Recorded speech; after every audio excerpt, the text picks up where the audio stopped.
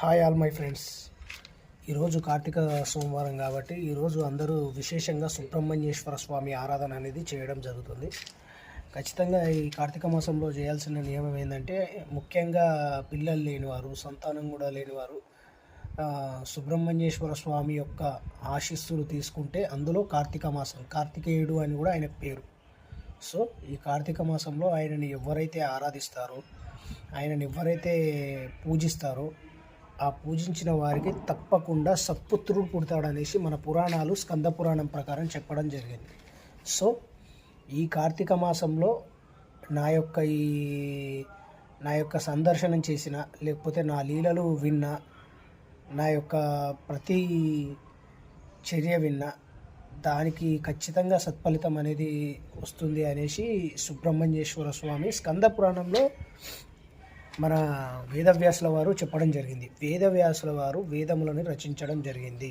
ఇది ఎవ్వరికీ తెలియదు. అంత చిక్కని రహస్యం ఏంటంటే, పురాణం చెప్పే శ్రోతలకు తప్ప ఎవరికి తెలియదు. వేదవ్యాసుల వారు మన యొక్క ఆయన పెద్ద మహాయోగి, సాక్షాత్తు విష్ణు స్వరూపుడు అనేసి ఆయనకు ఉన్నది కూడా.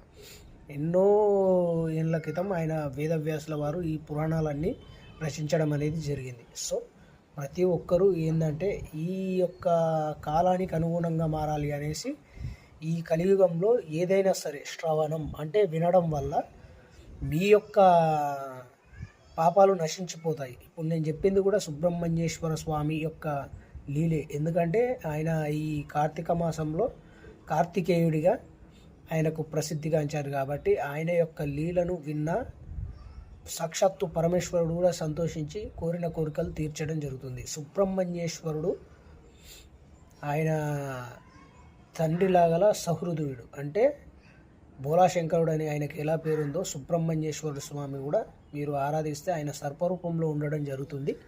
అక్కడికి వెళ్ళి సుబ్రహ్మణ్యేశ్వర స్వామికి ఆరాధన చేసి, ఏదైతే అక్కడ ఒక పాలతోని అభిషేకం చేసేసి ఆ పాలు మీరు తీర్థంలాగా పుచ్చుకున్నట్టయితే మీ యొక్క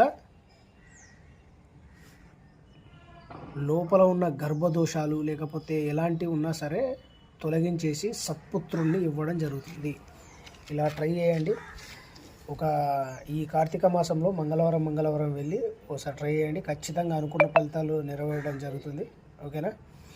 bye. Thank you so much. ఇప్పుడు రేపటి నుంచి మనకు మైండ్ మంత్ర అనేది నేను స్టార్ట్ చేయడం జరుగుతుంది లాంగ్ వీడియో రూపంగా. అలాగే రత్నాలయం టెంపుల్ గురించి కూడా ఒక లాంగ్ వీడియో పెట్టాను, చూడండి. ఎలా ఉందో చెప్పండి. Like and share, subscribe. Thank you.